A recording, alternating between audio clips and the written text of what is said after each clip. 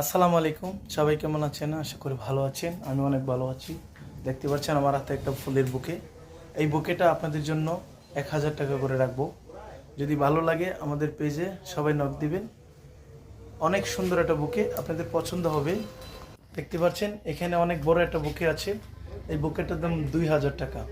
খুবই সুন্দর, মানে অসম্ভব সুন্দর। এখানে যে এত সুন্দর সুন্দর ফুল পাওয়া যায়, আপনারা আমাদের পেজে যদি না যান তাহলে বুঝবেন না।